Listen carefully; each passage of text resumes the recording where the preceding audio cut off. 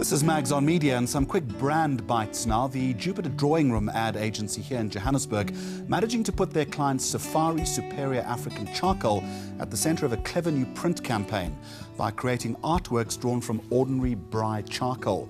Each advertisement depicts a scene from South African life.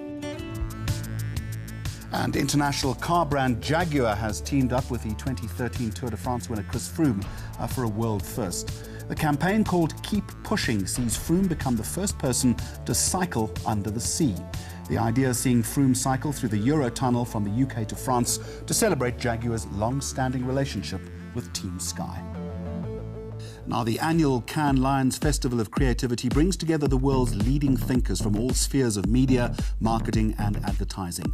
We caught up with one such young gun, Shafqat Islam, the founder and chief executive of NewsCred, a company that's changing the game for marketers through a single platform where content can be sourced, shared and published. He feels that marketing needs to adopt a 24-hour newsroom model to survive into the future.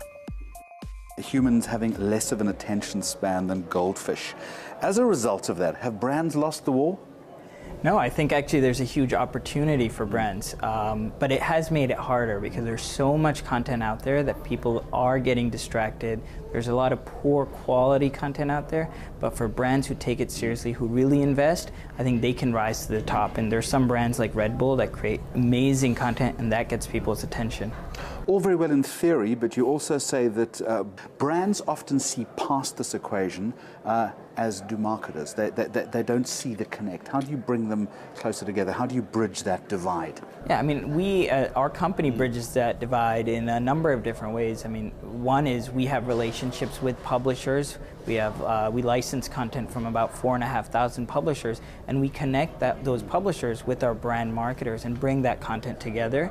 The second is we actually have freelance writers, journalists, real journalists who can create great content, and our brand marketers can tap into that network for their expertise and for their content creation skills. Often marketers are afraid to take that step. Why is that the case? When there's such huge disruption that's happening in your industry, I think there are people who are a little bit scared to experiment, to try bold new things. But it's happened, every few decades. There's massive disruption in marketing. Whether it's radio and then TV and then internet. And now I think the big opportunity, that's the way I look at it, is that yes, banner ads might not be effective, but content could provide a way out. How do you sell a concept like this to a traditional, old school, above the line advertising agency that believes in brand prominence? You said in a very good presentation that the content has to be relative, it has to be authentic, and it has to be personalized. Yeah. Often brands don't want that though. They want the brand noise to be as loud as possible. Yeah, nothing has changed in, I forget, 1950s, I think, when David Ogilvy was starting his agency. What was he talking about? He was talking about great storytelling. I don't think that's changed, to be honest. Whether it's a 30-second spot, an epic commercial that plays during the World Cup, or a piece of content that you create for a blog post, I think you always need to remember that fundamentally it's about great storytelling. I want you to flesh that out a little bit more. In your opinion, what makes meaningful content? Well, I actually always say that it should either be useful, or it should be timely and relevant, or it should be interesting or entertaining, preferably all four. And how subtle should the branding around that messaging be? Can you get away with it without plastering the brand all over the place? Not only can you get away with it, I think you have to do that, because content marketing, ultimately, it's about a value exchange between brand and individual. It's not about selling products and services. That's not what it's about. It's about building trust and engagement. And part of that trust is respecting the platform. That was a nice line that you used. Technology is the big enabler here, but in order to do that, you have to make sure that every single content in which the message is being manifested has to be specifically tailor-made for that particular device. Yeah, I think that's where some brands take shortcuts and they fall flat. It's the one size that fits all that actually doesn't work. It doesn't fit all. I mean, ultimately, that's every social network, every marketing channel. If you're creating content for LinkedIn, that's a very different audience than Facebook, which is a very different audience than Twitter, which might be different from your website. So really being thoughtful and respecting the platform and creating content specifically for a platform is very, very important. And turning the marketing department into a 24-hour newsroom. music to someone like my ears. I've been in journalism for longer than your hire company's been around. Yeah, but, we'll hire a yeah. lot of journalists Yeah, if we do yeah. that, if we help brands do that. Is that happening though? It's taking some time, but there's some brands that are doing exceptionally well. I mentioned Red Bull. Red Bull has an entire organization called Red Bull Media House. I think they employ about 150 people. They're creating magazines, TV shows, in-person events, websites, like publishing websites. Who else apart from Red Bull is getting this right? I mean, honestly, a lot of people. So yes, we use that example a lot. GE, for example. GE creates amazing, phenomenally rich, culturally relevant content. It's not epic videos or full magazines, but they're exceptional at creating short form, snackable, shareable video, whether it's for Vine, if it's Pinterest, for images for Instagram and Pinterest. They've really nailed the micro content studio.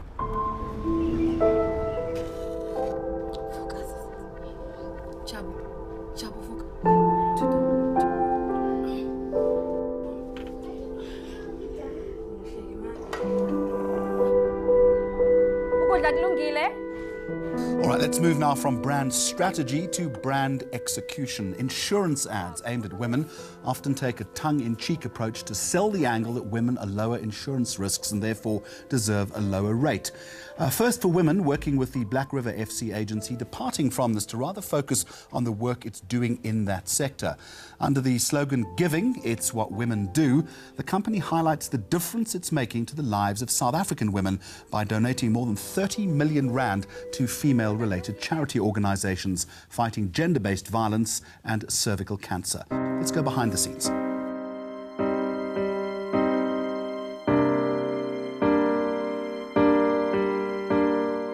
So the brief was First Woman wanted us to advertise their trust, which they haven't advertised before, and basically what the trust is, it's an initiative started by First for Women, whereby they take a percentage of all of the policyholders' money that they get in and put it towards a fund that then gets allocated to various women's causes. We took this insight and made it the central idea around the campaign, and that's essentially what the trust does. It gives selflessly to other people. To date, we've raised 25 million rand to women-related causes that give to gender-based violence and to cervical cancer, as that's the two main focuses of the First Women Trust. So the creative idea came from that. It came from how do we tell an uplifting, strong story that not only showcases the strength of South African women, but the strength of First Women and our clients. When we looked at directors, we didn't look at how pretty and shiny the reels were. We looked at what emotion the director was able to convey in their adverts, and Michael conveyed the emotion that we knew he would be able to get in this advert, and so far he's proven us 100% right. The treatment is like probably the worst part of what I have to do, because you live or die by your treatment. And so it was going to be lit just with a candle, a tiny little room with 4 people crammed into it. And that was the essence of the treatment, was to keep it real, unadvertising, not look at pretty pictures. You get different kinds of commercials, some that depend on humor, some depend on technical things.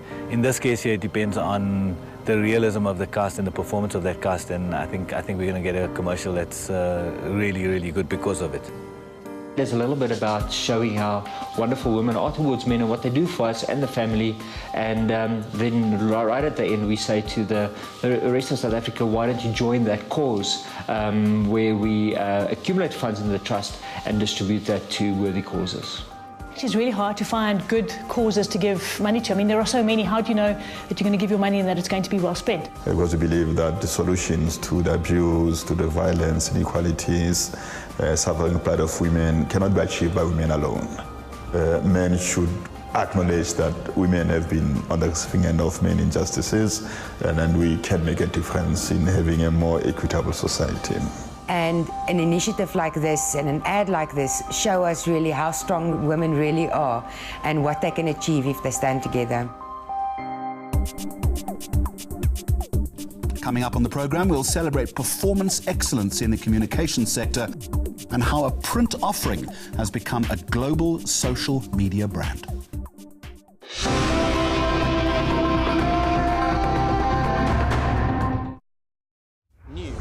that moves. enca.com.